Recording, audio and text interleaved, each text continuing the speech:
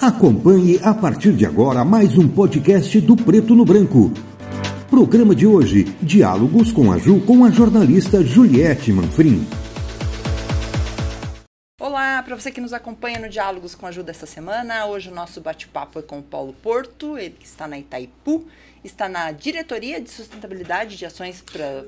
Eu estou como gestor de sustentabilidade dos povos indígenas. Perfeito, gestor de sustentabilidade dos povos indígenas, e a gente vai bater um papo aí, já faz mais de um ano que está na função, e algumas ações já vêm sendo desenvolvidas em toda a região, fora da região também. Paulo, seja bem-vindo de novo no Diálogos. Muito obrigado, sempre um prazer estar aqui no espaço democrático, aqui não só de Cascavel, como de toda a região. Que bom, e que bom que a gente pôde conciliar agendas e que a gente possa bater esse papo, porque já faz um pouco mais de um ano, né, que está nessa função, certamente já deve ter conseguido fazer essa leitura, né, esse panorama aqui na região, né?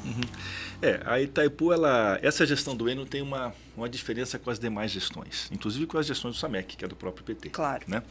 É uma gestão que ela primeiro ampliou a área de abrangência da Itaipu. A Itaipu até então trabalhava só com os lindeiros, a região oeste, e começou a entender que tem que fortalecer políticas públicas civilizatórias de maneira mais intensa, né? Por exemplo, essa gestão fez o Itaipu Mais Que Energia, que trabalhou com todos os municípios do Paraná e alguns do Mato Grosso do Sul, 25, levando política pública e levando recursos da Itaipu, que são os recursos do povo do Paraná, ou seja, recursos públicos, para poder viabilizar obras de infraestrutura básica com especificidade de meio ambiente e saneamento básico. Então, ela ampliou de maneira exponencial o seu raio de ação, né, na perspectiva de que a Itaipu ela pertence a todo o paranaense e tem que demandar, ou seja, tem que devolver essa riqueza para todo o Paraná. Essa gestão ela tem feito. Paralelo a isso, essa gestão também assumiu um ônus que nunca havia sido assumido pela empresa, né, que é o ônus das terras indígenas alagadas em 82. Temos que lembrar que quando a Itaipu ela é celebrada em 73, nós temos duas ditaduras militares, Médici de um lado e Stroessner do outro. Claro que a construção da Itaipu teve inúmeras violações dos direitos humanos, você não tem dúvida disso, basta ver o período que nós vivíamos. Exatamente. Né? E uma delas, entre outras, está na Comissão da Verdade, inclusive, são os povos indígenas. E a Itaipu, as gestões anteriores, nunca assumiu que havia uma dívida com esses povos. Tinha políticas públicas, fazia alguns convênios, mas nunca assumiu de maneira formal. Essa gestão assumiu que tem uma reparação a ser feita, uma reparação territorial, econômica, cultural. Ela vem debatendo isso junto ao Ministério dos Povos Indígenas, junto à FUNAI. Já tem um ano desse debate, hoje já está muito consolidado uma saída para isso, né? Estamos trabalhando nesse sentido.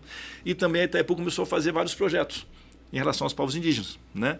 Um deles nós já vamos celebrar agora, final desse mês, não tem uma data próxima ainda, mas o convênio já está assinado junto ao CAPA, Centro de Apoio e Promoção à Agroecologia de Rondon, que é para trabalhar sustentabilidade e acesso à água, segurança hídrica às aldeias do oeste do Paraná, as chamadas retomadas. Aldeias que até então a Itaipu não vinha trabalhado, né? Então, ou seja, é uma revolução. Essa gestão é um ano, claro que muita coisa a gente queria ter feito muito mais, né? Mas a gente olha de um ano para cá, vê que muita coisa foi feita nessa gestão, né? Desde projetos junto às prefeituras, como Itaipu Mais Que Energia, e a COP 30, então o Itaipu também está auxiliando, no próprio PAC, ou seja, a Itaipu hoje passa a ser um protagonista, né, no desenvolvimento econômico brasileiro, né, quer dizer, do Paraná, mas em especial dos povos indígenas do oeste do Paraná. E tem avançado muito e, claro, isso tem demandado muitos projetos, né, muito trabalho. Então, é um ano que a gente consegue avaliar como um ano muito positivo. Era possível avançar mais? Eu não tenho dúvida que a gente sempre quer avançar mais, né? Claro. Agora, a gente olha para o cartel que nós realizamos, acho que tem que nos deixar orgulhosos desse primeiro ano de gestão. Bom, além da região oeste, também existe um olhar diferenciado para comunidades indígenas em outras regiões também do estado. Sim, nós temos dois grandes projetos que nós estamos tentando viabilizar, vamos viabilizar, né? Um junto ao PNUD, que é o Programa das Nações Unidas para o Desenvolvimento, e um junto ao próprio PTI, Parque Tecnológico da Itaipu, que são dois projetos que visam trabalhar o PNEGAT. O que é o PNEGAT? O PNEGAT é uma sigla criada nos anos 90, no segundo governo Lula, junto à FUNAI, que é Plano Nacional de Gestão Territorial Ambiental Indígena.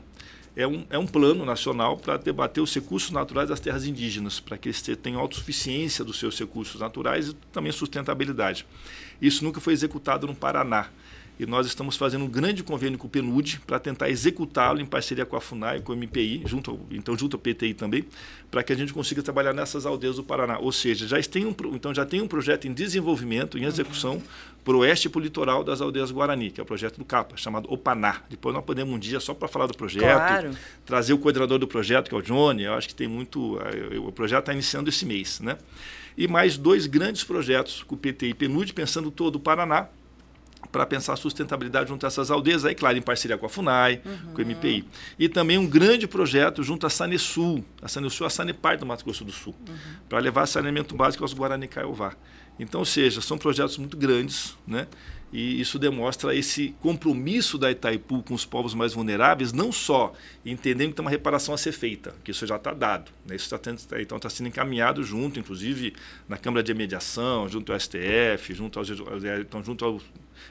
à própria AGU, já tem reuniões nesse sentido, mas também entendendo que, além dessa dívida, dessa reparação a ser feita, também se amplia o olhar da Itaipu junto às comunidades do Paraná. Então, como eu falei, é uma verdadeira revolução que a gente está vivendo nesse ano da Itaipu em relação aos povos indígenas e creio que também em relação a toda a comunidade do Paraná. Bom, ano passado, quando você assumiu como gestor do programa, que você recebeu o convite do NUVR, né, foi assumir esse desafio, nós conversávamos, né, batemos um papo naquela ocasião, falou, o meu papel também é de vir aqui e ser um apaziguador nesse processo de diálogo, porque a gente vive situações de conflitos na região. Isso tem sido possível? Tem sim. Eu vou te contar uma história do Enio. O Enio, como deputado federal, o NUVR foi um grande defensor dos povos indígenas, né? Eu era vereador aqui em Cascavel na época pelo PCdoB, e eu demandava muito o Enio. Daí que vem minha relação com o NUVR, uma relação política, né? A partir de dadas bandeiras, né? E o Enio sempre foi um deputado muito ativo em relação aos povos do Paraná, inclusive recebendo delegações nossas, né? Que nós enviamos lá em Brasília e recebia no seu apartamento funcional. Então é uma pessoa muito conhecida das lideranças indígenas e muito querido pelas lideranças indígenas. Quando o Enio assume a Itaipu, que também não foi uma coisa que nós esperávamos, né? Ou seja, as coisas foram acontecendo, né? O Enio então me convidou para fazer esse... Falou, Paulo, agora é a hora da gente fazer aquele debate que a gente vinha fazendo, eu como deputado, você como vereador, né? Você como indianista. E eu fiquei muito feliz, né? Pela lembrança do Enio e entendendo que era um momento muito, muito específico, né?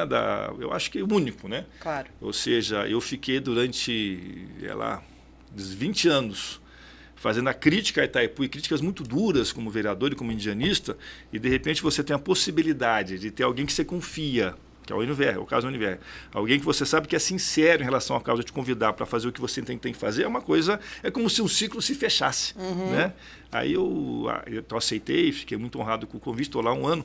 Então, ou seja, isso tem avançado muito. E uma das coisas que o Enio tem pedido é justamente isso, é fazer esse diálogo respeitoso com todas as forças, ou seja, com todos os protagonistas.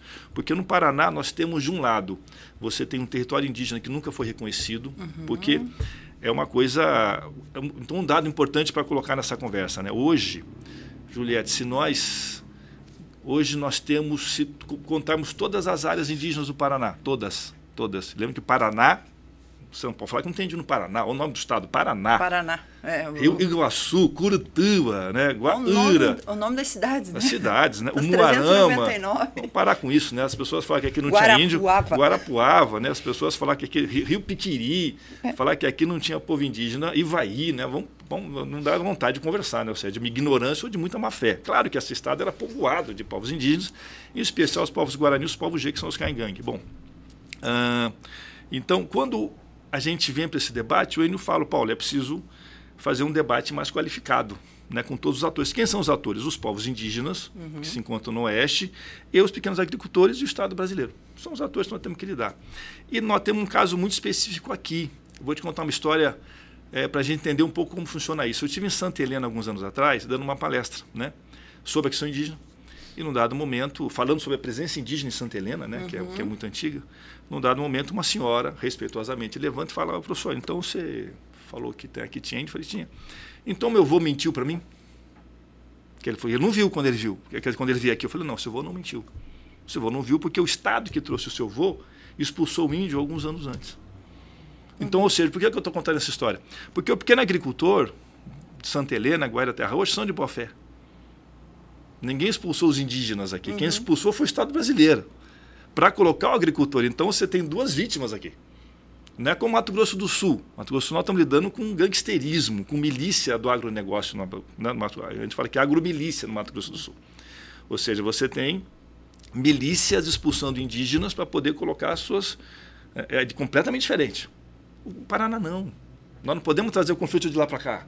É outra lógica. Então, aqui você tem duas vítimas do Estado brasileiro, os indígenas e os agricultores. Então, claro que tem que ter mediação aqui. Claro que tem um diálogo com o agricultor aqui. E isso que a gente tem feito, né? Não só a pedido do Enio, né? A pedido do presidente Lula, né? No caso, o Lula pede para o Enio, ele pede para mim, né? O Lula pede para mim, né? Vai abaixando a contra-ordem, né? Exatamente. Então, aqui a ideia é pacificar. A gente pacifica como? Fazendo um debate, entendendo que, ao mesmo tempo que os indígenas têm direito ao seu território, nós temos que ter a clareza do direito dos proprietários que estavam aqui também. Claro. Porque se alguém errou, foi o Estado brasileiro. Se alguém tem que pagar, é o Estado brasileiro. Nós não podemos culpabilizar nem o agricultor e nem o indígena. Então, esse é o grande imbróglio que tem aqui na região oeste, diferente de outras regiões, de uma colonização até mais recente, né? Você pega o norte, ou mesmo Mato Grosso do Sul, lá você tem realmente um enfrentamento com os indígenas armado e expulsão dos indígenas. E lá você tem, eu não falo nem os de boa fé, lá você tem todos de má fé. Aqui não. Então, nós não podemos deixar transbordar o conflito de lá para cá. Seria um erro histórico isso. Isso nós estamos tentando não fazer. Eu tenho falado muito com os prefeitos. Tenho falado muito com os prefeitos de Guaíra. Como é que tem sido essa receptividade? Muito boa. São pessoas que querem resolver também. Muito boa. Né? Muito boa com eles. Os indígenas, que obviamente estão numa situação muito difícil, né? Se você for pegar, por exemplo, hoje as aldeias, vamos pegar os 2.000, 3.000 indígenas de Guaíra e Terra Roxa, Juliette, se você pegar todas as áreas que eles ocupam, todas, hoje, de ocupação efetiva, dá 0,16 por indígena de hectare, não é nada. E algumas, inclusive, eles estão morando... Não, eles não têm onde plantar, eles saem da casa então já tem área privada, né? Se você pega, por exemplo, Grande Dourados, Grande Dourados é o pior exemplo do indianismo brasileiro. São as aldeias mais densamente populosas, né, povoadas, né? Lá, se você pega as aldeias de Jaguapiru e as aldeias de Bororó, são as duas aldeias da Grande Dourados, lá você tem 17 mil indígenas, você tem 0,21 hectares. Aqui é 0,16. Nós estamos pior do que o pior local, para se ter como exemplo, do indígena brasileiro. Então, aqui é uma tragédia. Então, claro que temos que debater terra para esses indígenas, né? Então, eu tenho conversado muito com os prefeitos, muito mesmo, né? E tenho tido uma conversa muito, muito respeitosa com eles, há que se dizer, e há que se elogiar isso, e muito com as lideranças indígenas e com seus advogados, né? Nós precisamos agora ter uma saída. A saída, nesse caso, passa pela aquisição territorial, não outra saída. Teve uma reunião bem recente. Sim, teve, e muito boa, inclusive. Aí, então, o debate é ver qual metodologia usar. Até porque existe uma ação contra a Itaipu. Existe uma ação no STF, a 3555, é uma ação contra a Itaipu, ajuizada pela AGU, né? Indicando que a Itaipu tem uma reparação a ser feita. A diferença dessa Itaipu para outra é que essa não nega. Essa fala assim, nós temos e nós vamos fazer. Essa é a diferença que está acontecendo na gestão Univer. Esse diálogo, ele é essencial porque nós vimos de algumas escaladas de situações muito preocupantes. Esse diálogo, ele é essencial porque todos somos seres humanos e penso eu que nós precisamos respeitar o contexto histórico, social e econômico de todos os envolvidos. Naquele nosso primeiro bate-papo, você reforçava muito sobre esse respeito, né, desse diálogo. Você comentou que isso tem sido possível, que isso tem caminhado bem. Qual que é o planejamento para o ano de 2024? A gente está aí começando no mês de maio, praticamente. Nós já tivemos um ano, né? Eu assumi em abril do ano passado. Eu lembro bem que foi abril, porque eu assumi, foi para Brasília, na TL. Está tendo a TL de novo, né? E foi muito interessante. Foi um ano de conversa. Um ano de fazer um diagnóstico, na verdade já tínhamos um diagnóstico, né? Mas um ano também de ganhar a confiança dos prefeitos. Isso é muito importante. Ganhar dos indígenas, eles entenderem que a coisa vai acontecer. Agora, eu entendo que esse ano é um ano-chave. Nós tivemos um ano de tentar garantir que haja uma mediação. Foi um ano que a gente, inclusive, a nossa credibilidade esteve em jogo. Então, conseguimos ganhar esse espaço. Esse espaço está construído. Agora é avançar no sentido de tratativas, não há mais. Eu acho que não podemos mais esperar um ano, né? A gente tem a expectativa de que o primeiro semestre seja a chave desse ano, no sentido de ter propostas. Isso já vem acontecendo. Agora, propostas mediadas pela FUNAI, pela MPI, né? Pelo Ministério Público, ou seja, para a gente poder avançar de maneira qualificada. Será o ideal para os dois lados? Claro que não, senão não é uma mediação. Né? Eu acho que alguém precisa ceder um pouquinho aqui, estamos trabalhando bem na medida de fazer uma reparação possível, mas que seja uma reparação assim, legítima, sincera e que dê conta de minimizar, que eu falo com muita qualidade, hoje essa absoluta e absurda ausência de um território indígena no Oeste. Né? Nós não temos. Nós temos hoje 3 territórios indígenas no Oeste. Nós temos uma aldeia em Ocoí, que aquela aldeia é a aldeia que ela só existiu porque quando a Itaipu as águas subiram, teve um grupinho que se negou a ir embora, que é o grupo do Fernando Cambaí, que é um grupo de uma grande família Guarani. Ele se negou. Como ele não foi embora e a Itaipu não tinha nada para oferecer, porque a Itaipu simplesmente ignorou que tinha povos ali, eles ficaram na faixa de proteção, onde não poderiam ficar, inclusive. Essa é de Santa Helena? Não, de São Miguel. São Miguel do Iguaçu. É uma faixa de proteção, 231 hectares. Você imagina 180 metros e você seguir 180 metros então, seguindo o lago. É a faixa de proteção do lago. Né? Eles ficaram lá, que é uma área muito ruim, obviamente.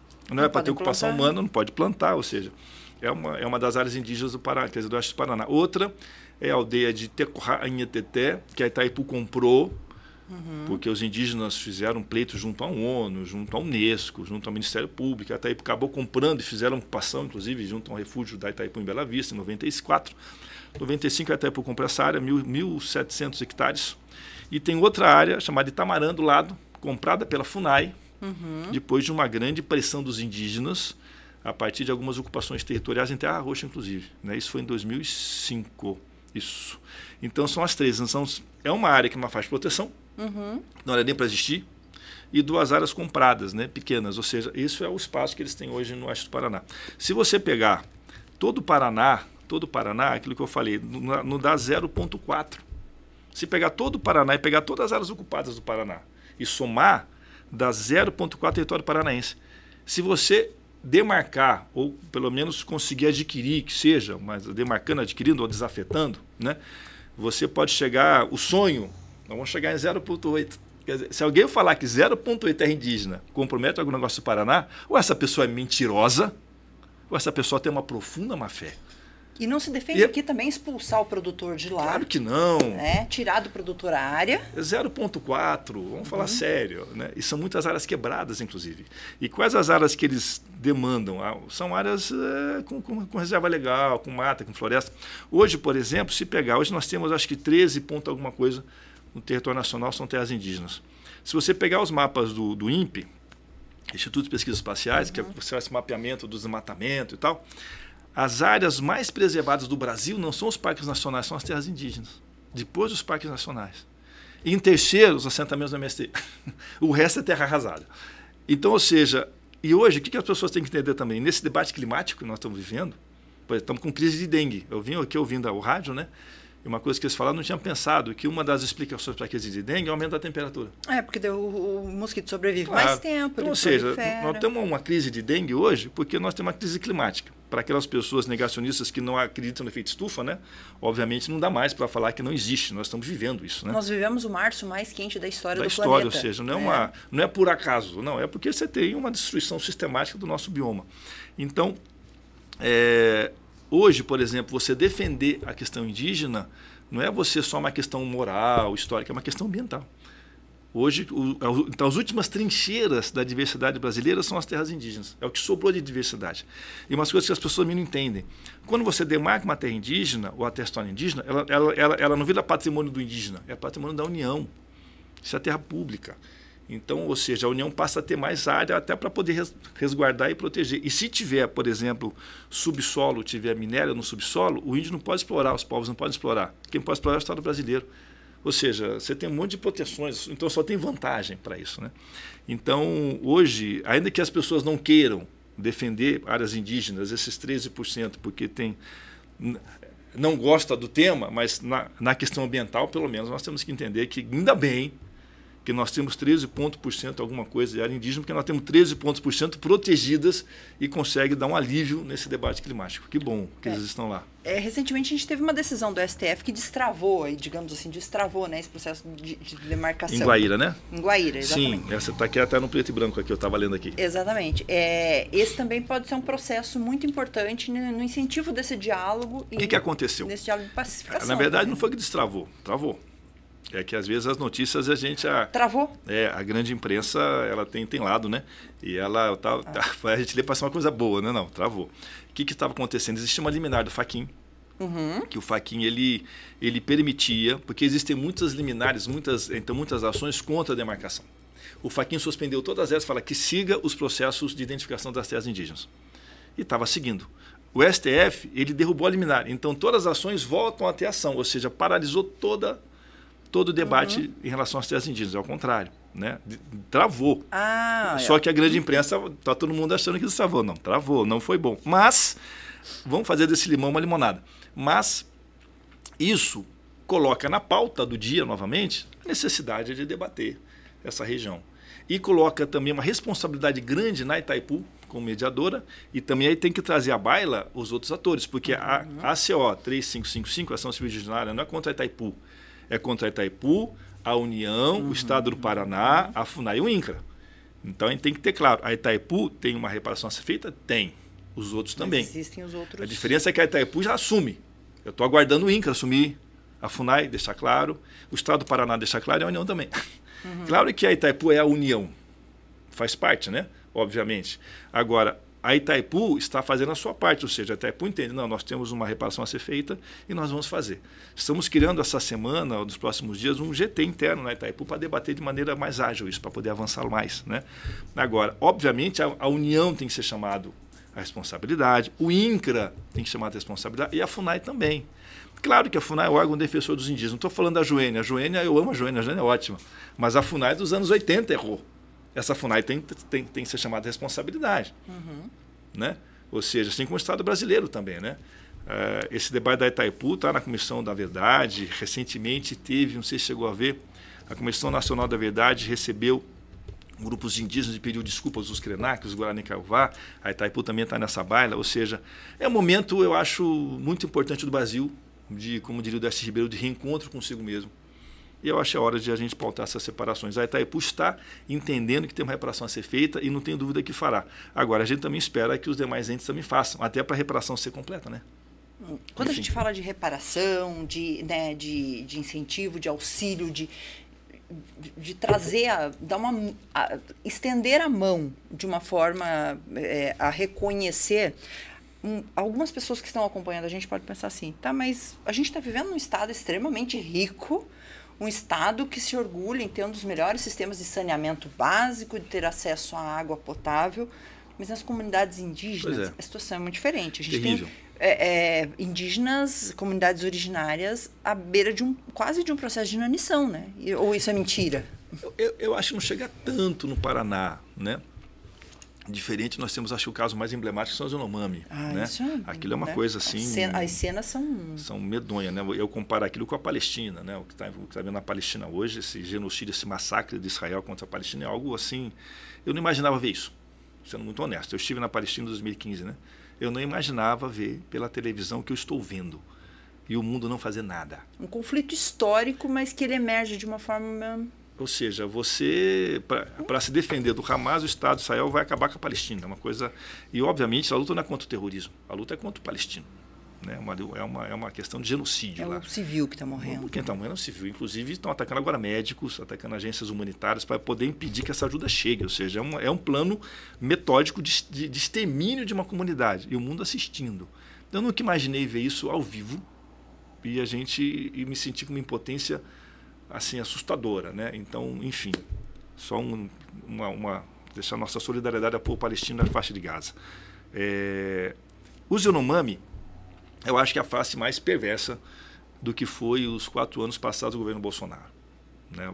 Até para entender a questão do Yanomami. Esses dias no Instagram, uma pessoa, não sei quem, Eu não sei o que eu coloquei lá. Ela colocou assim, o que o governo está fazendo, assim, o que esse desgoverno está fazendo pelo Yanomami? Eu falei, está tentando retirar os garimpeiros que o senhor colocou durante 4 anos, né? Ou seja, lá assim, a situação está terrível. Claro que não é assim o Paraná. Eu acho que isso é uma coisa única no Brasil, então, inclusive, né? Mas nós temos problemas sérios nas aldeias, né? De sustentabilidade, tem problemas, inclusive, de arrendamento de terras, que é uma coisa legal, que acabou sendo uma saída que eles acharam, né, para poder ter sustentabilidade. Então, urge o Estado do Paraná olhar com mais carinho. Mas o que talvez seja mais importante do Estado do Paraná, que eu acho que aí sim, porque se a gente falar, porque a demarcação é federal, a questão da sustentabilidade também passa pelo governo federal, mas a questão da educação escolar indígena, que aí passa pelo Paraná. Isso é estadual, não é federal. A educação escolar indígena é estadual. Isso, por exemplo, o Paraná vem falhando muito, né? Poucas oficinas de formação, você tem escolas com muita dificuldade nas aldeias indígenas, né? Então acho que isso era possível melhorar. Um estado rico que nem o Paraná, por exemplo, vamos pegar um exemplo muito claro, vamos dar exemplos, né? Claro. Ilha da Cutinga, litoral do Paraná, em Paranaguá, né? É uma ilha que lá é uma área homologada. Lá são 1.700, nós temos 1.000 e poucos hectares homologados, é uma terra indígena, então lá tem 2 aldeias. Lá não tem energia elétrica. E tem um posto de saúde e tem a escola. A escola funciona meio período com energia elétrica, que a Copel colocou lá uma usina fotovoltaica muito fraca, inclusive. E nós temos um posto de saúde, eu visitei, estive lá semana passada. Eu estou falando porque eu estive lá, 2 visitas já. Tem, por exemplo, um equipamento odontológico intacto, no plástico, porque não tem energia o posto de saúde. Ai, que triste. E nós estamos agora com um debate, estamos tentando ver, junto à Copel, a Itaipu tem um projeto, aí no caso a Itaipu, de levar uma usina fotovoltaica para resolver esse problema. Mas agora você imagina isso, você tem escolas indígenas que não tem internet direito. Ou seja, então, isso o Paraná podia fazer, entre outras coisas. Mas, enfim, a situação não é parecida com o Yanomami, mas, obviamente, há muito a ser feito aqui no Paraná. Uma coisa boa do governo Lula, que eu acho que é uma coisa que tem que ser exaltada, isso é histórico, né? Pela primeira vez em todas as gestões da República Brasileira, todos os espaços institucionais em relação à questão indígena estão sendo ocupados pelos indígenas. Isso nunca aconteceu. Isso é uma vitória muito grande. Por exemplo, nós temos a FUNAI e a Joênia, mas todos os cargos de comando da FUNAI são indígenas. Claro que você tem os assessores técnicos não indígenas, é o corpo da FUNAI. São os concursados e tal, que estão nos seus cargos técnicos. Mas os cargos de comando e de indicação da Joênia, por exemplo, são todos indígenas. Isso é uma vitória imensa. Claro que com erros, com acertos, com problemas, é uma coisa muito nova. Mas é muito bonito você chegar, por exemplo, na CESAI e encontrar o Ivan Caingan como coordenador. É muito bonito eu ir na FUNAI, em Guarapuava, e encontrar o Sauri Caingan como coordenador da FUNAI, né? É muito bonito eu no Ministério da Saúde encontrar o Ricardo Weibe, que é um indígena Tapeba, que é o secretário nacional da saúde indígena. Então isso é muito bacana, né? E muito importante. Então, que demonstra que é um governo preocupado com a questão indígena, porém, obviamente, não tem muito de gargalo que a gente tem que avançar como o Yanomami, por exemplo. E a gente está caminhando bem para solucionar esses... Eu acho assim, o governo Lula é o 3º governo Lula. Dos 3 governos Lulas, esse é o mais sensível à questão indígena. Não quer dizer que as coisas estão boas. Nós pegamos um passivo medonho, né? Foram 4 anos de muita violência. Você tem uma ideia, Juliette, o suicídio nos povos indígenas aumentou nesses 4 anos. Aumentou muito. Eu estive numa aldeia chamada Pinhalzinho, município de Guapirama. Fiquei lá 4 dias. Participei de um seminário específico de combate ao suicídio. Essa aldeia deve ter o quê? 70 famílias. Teve 2 suicídios em 2022, suicídios com 70 famílias. Você consegue imaginar o que é isso? E mais de 5 tentativas. O índice é absurdo. E quem tentou, muito provavelmente se não tiver o acompanhamento adequado, vai tentar de novo. Hoje é o debate que nós estamos travando no Paraná. Nós estamos junto a esse projeto PNUD, que eu falei com você. Tem parte desse projeto, uma verba razoável, vai ser utilizada com saúde indígena. E o que os caciques pediram, junto ao CESAI, fazer um grande programa de prevenção e combate ao suicídio. Porque estão entendendo que hoje é o grande problema, né? Isso, se tudo der certo, nós vamos conseguir, acho que vai dar certo, estamos formulando o projeto ainda, vai ser apresentado daqui a 20 dias. A ideia é que a gente consiga, a Itaipu consiga pelo menos, né, destinar recursos para isso, né? São coisas que a gente vem fazendo, né? Que a gente acredita que vai ter um resultado muito bom daqui para frente. E são demandas que às vezes as pessoas não saibam, né? Mas são demandas fundamentais. Hoje, por exemplo, o índice de suicídios entre os indígenas do Paraná e Mato Grosso do Sul é 3,5 vezes a pior média nacional. E considerando que a gente nem tem as maiores comunidades indígenas Não, assim do exato. país. É uma né? coisa muito que nos assusta muito, que tem a ver com o bullying, tem a ver com a violência, tem a ver com esse extremismo, esse fla-flu, tem a ver com esse movimento anti-indígena que a gente ouve de deputados, de vereadores, de agentes políticos completamente desinformados e mal intencionados. Então isso acaba transbordando para as comunidades da pior forma possível, né? Transbordando em muita violência. E assim, quem tem feito isso são jovens. São jovens. Então nós estamos correndo risco de perder uma geração de guerreiros aí que nós não podemos abrir mão. Enfim. Uma lástima, né? Uma lástima. Paulo, estamos caminhando já para a nossa reta final do nosso bate-papo. Gostaria de agradecer imensamente por ter aceito o convite de vir conversar de novo conosco. O espaço está sempre aberto, é um espaço de diálogo. A gente tenta ser plural e reforçando que a ideia de tudo isso é realmente o diálogo entre Itaipu, entre o setor produtivo, entre os indígenas. A gente não pode mais esconder problemas. Temos que resolver os problemas, né? A gente tem que tirá-los debaixo do tapete, resolver com muita mediação, com muita conversa, com muito respeito, ouvir todo mundo e a partir disso a gente colocar o Estado para resolver. O Estado brasileiro tem que ser chamado à baila para resolver e nesse caso, essa parte do Estado pequena, né, que é a Itaipu, você não tem a dúvida que vai fazer tudo para tentar mediar e avançar na superação desses conflitos e garantir o direito desses povos. E a gente está aqui na torcida para que tudo isso dê certo. Obrigado, eu que agradeço o espaço. Mais uma vez, muito obrigada. Viu? Obrigado. E para você que nos acompanhou no Diálogos com a Ju dessa semana, a gente volta na próxima semana com um novo tema. Até lá, tchau, tchau.